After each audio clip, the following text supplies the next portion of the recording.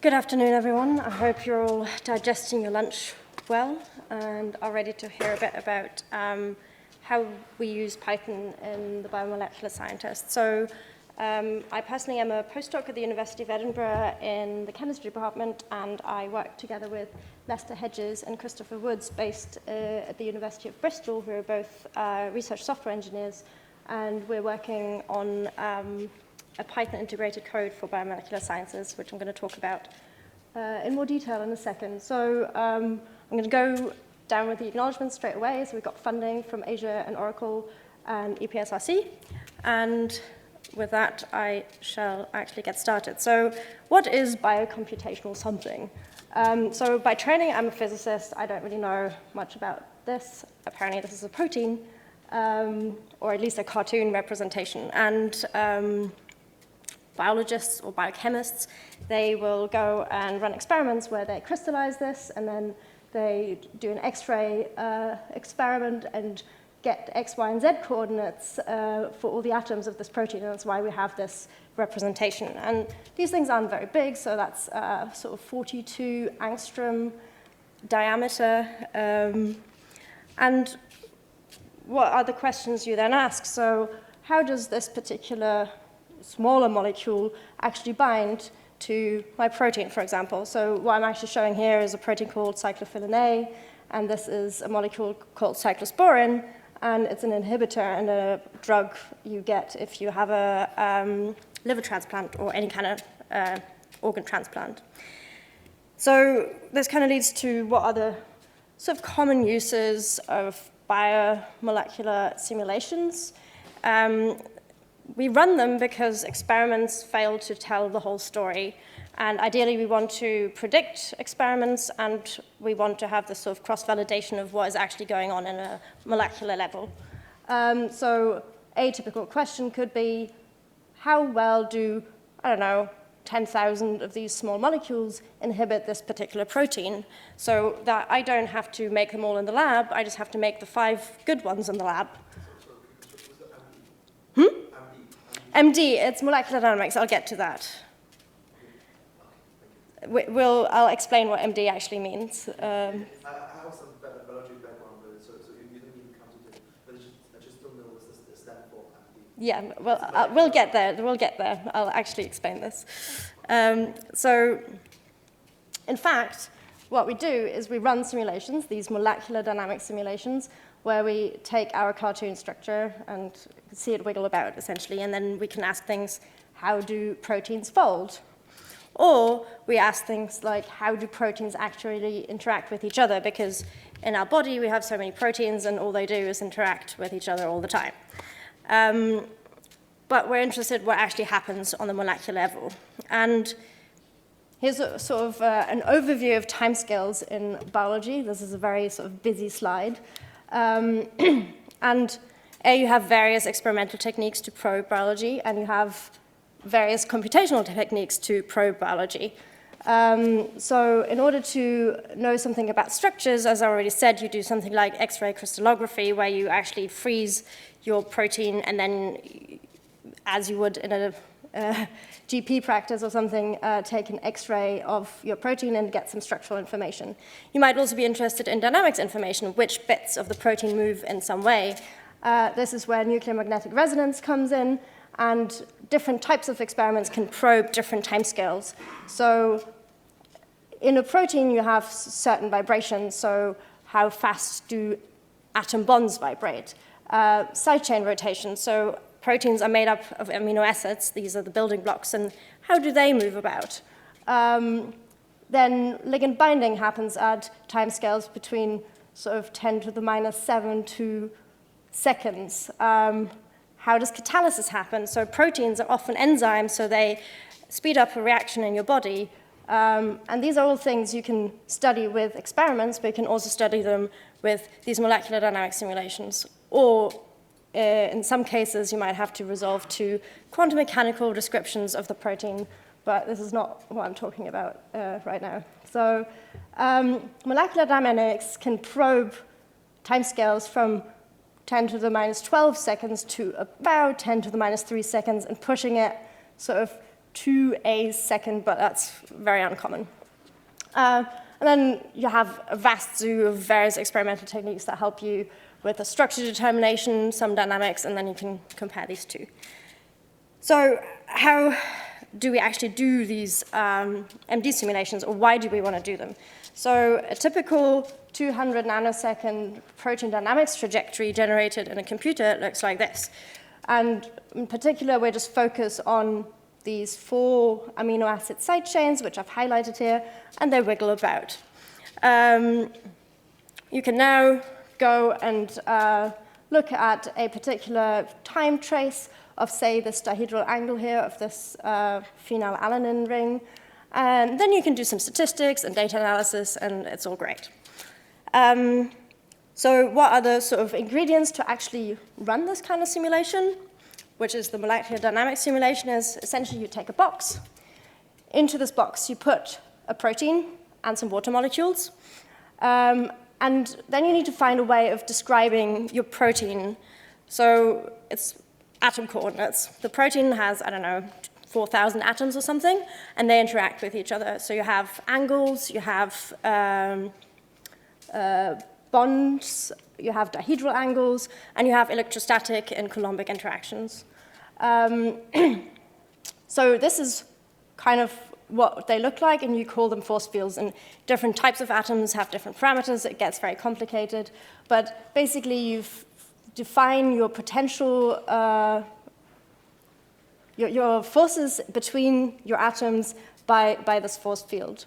And then you use the forces to integrate your system over time by using Newtonian's equations of motion and using a leapfrog integrator or something like this. And then you run your dynamics, and then you hope that the ensemble average is equal to the time average, so you have some stationary observables, so you can look at the statistics of a dihedral moving or side chain movements or whatever you might be interested in, how a ligand binds to a protein and what the interaction energy is, and so forth. Sorry. Yes? Is that MD stand for molecular dynamics? Molecular dynamics, yes. Really? Yes. So what is a typical workflow? It's very complicated, and the whole sort of field of molecular dynamics has been developed in the academic world over the last sort of 30 years, mostly. And usually what happens, you go through a bunch of prep steps, simulation generation or trajectory data generation steps, and then an analysis step. So download PDB. PDB stands for the Protein Data Bank, which is where all the crystallographic data is stored. Then usually that file is not very well behaved, so you need to do some work to it. Then you need to actually generate this box with solvent and so forth. Then you actually run your integration dynamics, and then you have all these XYZ coordinates of your trajectory you need to analyze in some kind of meaningful way. For this purpose, an entire zoo of different software has been generated over the past, mostly in academic groups. So some of them are Python-based, most of them are a mix of TCL scripting, Perl scripting. These are the simulation toolboxes that actually run the molecular dynamics, i.e. the Newtonian integration steps, which are mostly C++ written. Some of them have Python APIs, some of them don't. And then you have a vast zoo of analysis scripts or libraries, which some of them, or the more modern ones, are written in Python. Most of them are things like TCL, Perl, and whatnot. So then you have the problem of various coordinate files and trajectory files and force field files that are obviously not standardized across all the different tools. Some tools can read more of these file formats than other tools, and it's not very easy to interconvert between these file formats. So oftentimes people will just write their own parsers. So here's a very simple scenario. I, as a researcher, want to run simulations using a particular simulation toolbox, and that's called Amber. This is their amazing logo. And my collaborator has given me a coordinate file in GROMACS coordinates, a different simulation tool. So typically what we would do is I visualize the coordinates to make sure that they are not stupid. Then I would have to convert it to a file format that can be understood by Amber, then run the whole setup where I generate the box and the water, and then actually run my dynamics. So I would use one particular tool, called VMD in this case, to visualize my structure. Then I would save this either using this VMD, a visualization tool, to a different file format, in this case the protein database format, or I could use a Python tool to do so, or I could use 5 other tools that also do this.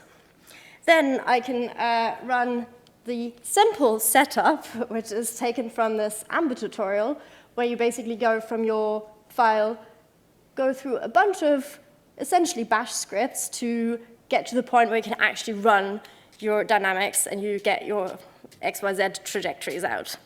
So you can do that with Amber on its own. You could use a tool that kind of substitutes the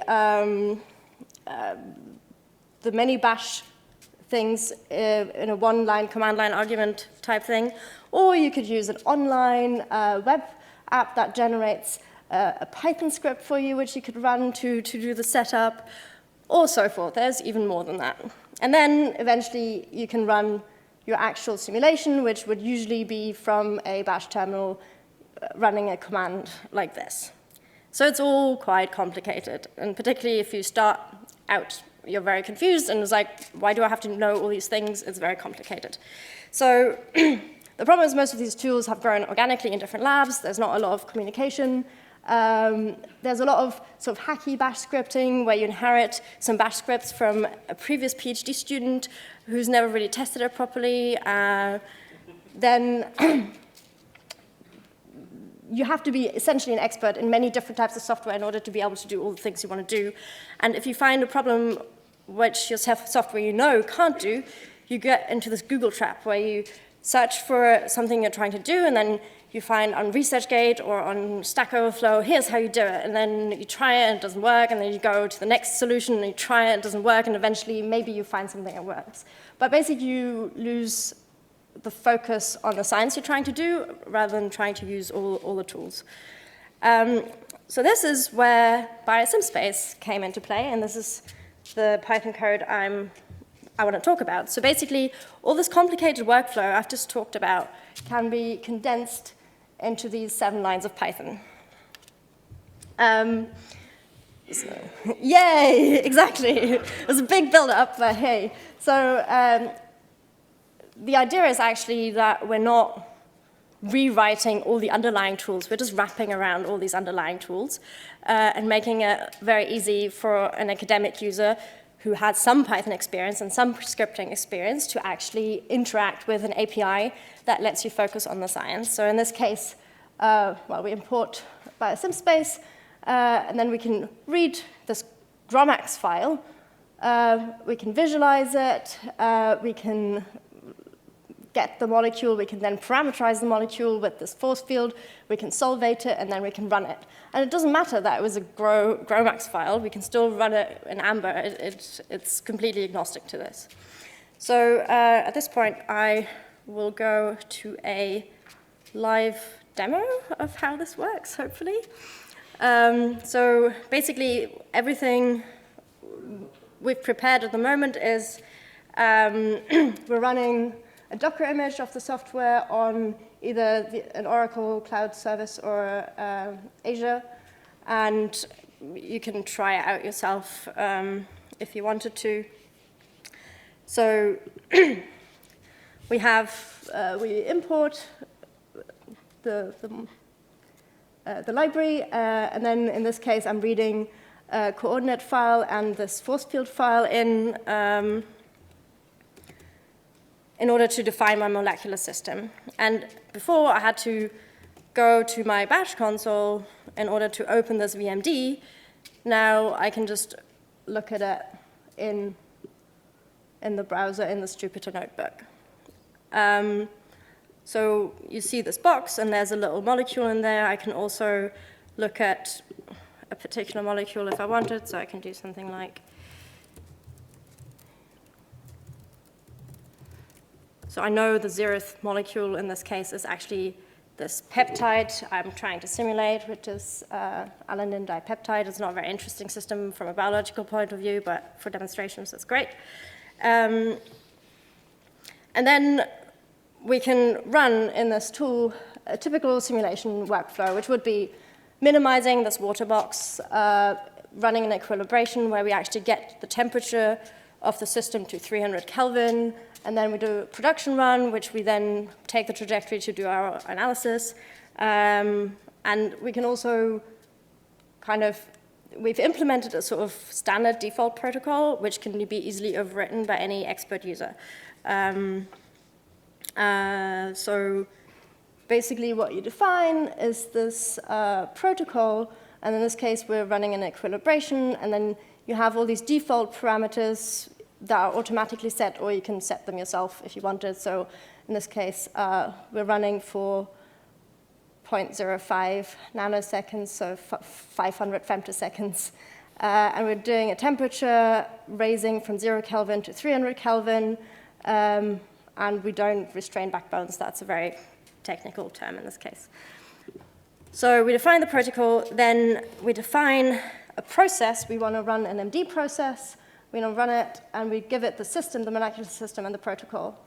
And then we can just simply execute this using Sander. So basically, actually, Biosym will look in your path and see what tools are available, and then choose the one that is best suited for the job you're trying to run.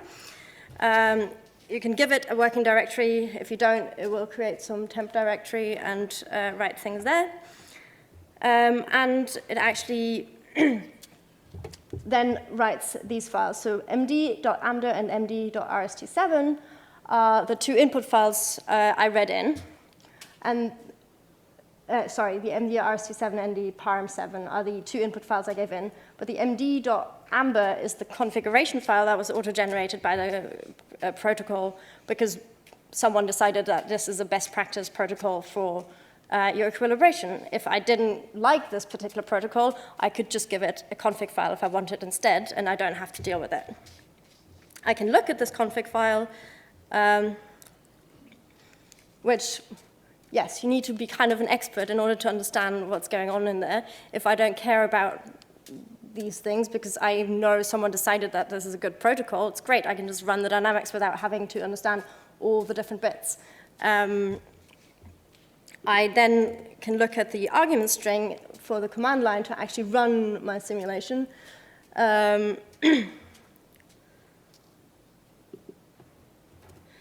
can then actually get these arguments, and that returns a dictionary, and I can unset them, change them as I wanted to. So I can set this -O flag here to false. It's now false. If I now look at the arguments again, the -O bit from up here is gone.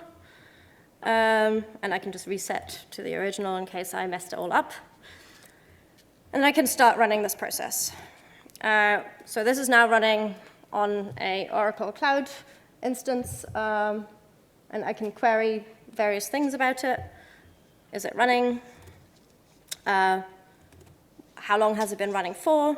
And then obviously sort of the more protein simulation interesting parameters, such as what is the total energy of my system? So at the moment it's minus 6,494 kcal per mole. And I can kind of monitor an update of this. Okay, so the time moves up. I can also interactively plot time series of what's happening. So here I'm plotting the time versus the temperature. So we said we're slowly going from 0 to 300 Kelvin. So I don't know, there's a spike because that's part of the algorithm, and then we're slowly ramping up. And then we can look at how the total energy changes over time. And then the main thing, what you're usually interested in, is the analysis, the data analysis, which you use the trajectory, XYZ coordinates to actually do the analysis. And so you can get your trajectory, you can, I'm gonna stop here with the demo, you can access the trajectory data in different tools. So MD analysis is a Python tool for trajectory analysis, as well as MD-Traj. So we're wrapped around both of them, and you have complete access to either of them, essentially. And then you can write out stuff. Yeah. Okay. So what is biosim space? Basically, it sits in this layer, in the sort of simulation setup, simulation run, and analysis layer, but not so much in the sort of cleaning up of the X-ray data. But there's quite a lot of commercial software available that does that really well, so we didn't want to dive in there. Sort of a very quick overview of the API. So we try to be as clean and obvious as possible. So basically, protocols are the things you want to do, like an equilibration or production run, whatever you could think of. MD is the dynamics. This could be Monte Carlo, has a lot of potential to be extended. I/O is anything that has something to do with writing and reading files. Gateway contains a lot of information, such as units, how to handle the processes. Trajectory contains the trajectory data, and process is obviously the guy that manages all the processes, essentially. So what is biosim space? It's an interoperable tool for biomolecular simulations, and yeah, it's kind of the same thing. So it encompasses system setup, trajectory generation, and simulation analysis, and kind of supports. And the aim is to support underlying existing software. So in summary, it is a Python API that allows you to write workflow components for biomolecular simulations. The idea is that you can really focus on the science you're trying to achieve and not so much the knowing how to use the software. We're very much pushing for cloud use so that you can basically spin up an instant of a GPU cluster, send your jobs there, it runs them, and they come back. And we're planning support for workflow managers such as KNIME and Common Workflow Language. I don't really know if any of you use this. What it's not trying to be a workflow engine. We don't want to manage all the workflows. We just want to be able to write a tool that allows you to do so. It's a top-down. It's not a top-down approach, so we're not trying to reinvent the wheel. We're just trying to make it easy for different softwares to communicate with each other. And it's definitely not finished. We started this project in January this year. And it's got funding for 2 years. And yeah, we hope that people might be interested in getting involved. This is open source. It's all open source. Oh yeah, it's on GitHub, I think. There we go. It's GitHub Mishala Biosim Space. It also has a website and all the server, the cloud server, the Docker image, they're all available for download and playing around with it, essentially. And all the software is online, all the code is online. And that's it. Thank you very much for your attention. I'm happy to receive questions.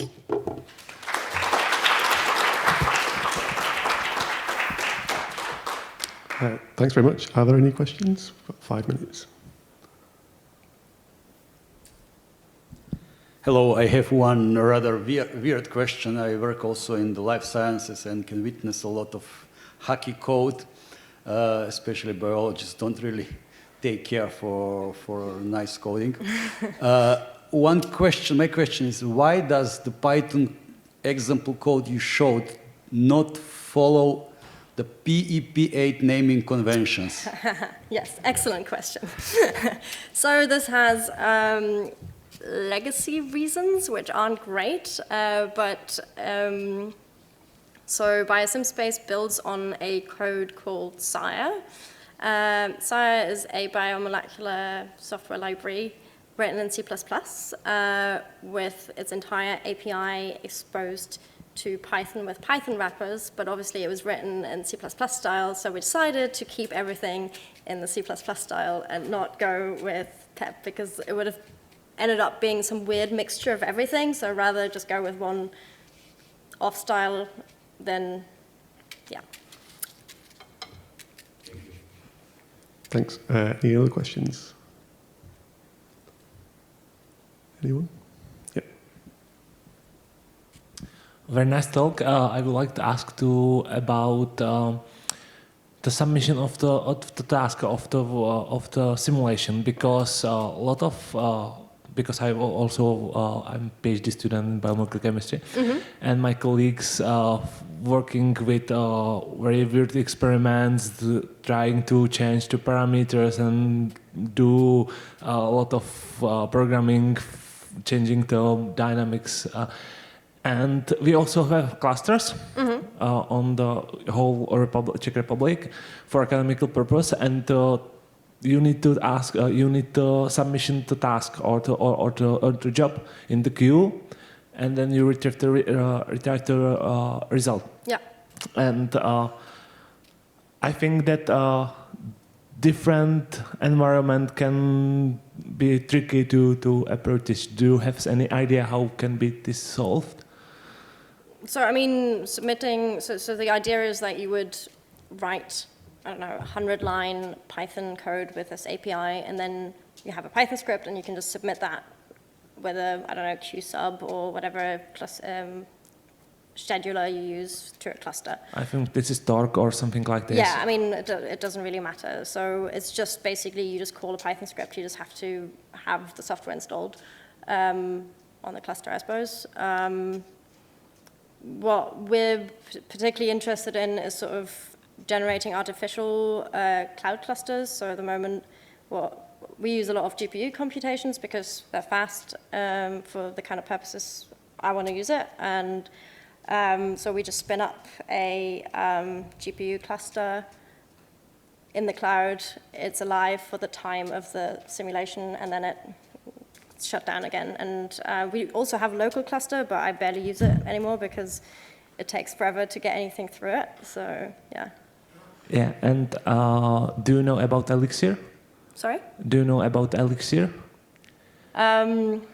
No, I've not heard about it. It's part of European Union, that is initiative for biomolecular and biological tools. You have the database of this tool. You can ask for help, and you can propagate your software and find the way. It's supported by European Union, and you can find the way how it can be moved forward. Okay, cool. Can you repeat the Elixir. Elixir. Yeah. ELIXIER. Yeah, I can help you with later. Yeah. Thanks very much.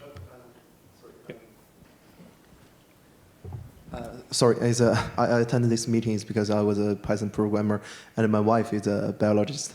So, and yeah, I keep seeing she's doing some like simulation, which I actually don't understand.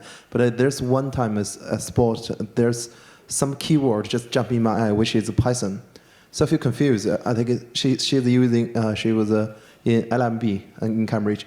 So it's a laboratory molecular biology. It's a lot of Nobel Prize winner. I think that in their institute they use some simulation tools. Seems like commercial. I'm not sure.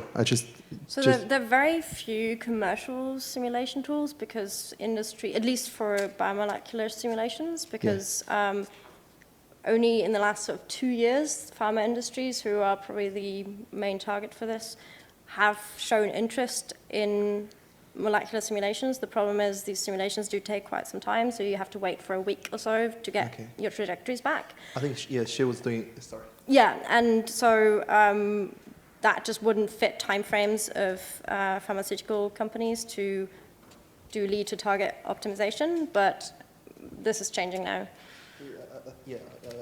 Just ask. Yeah. Sorry to bother the guys.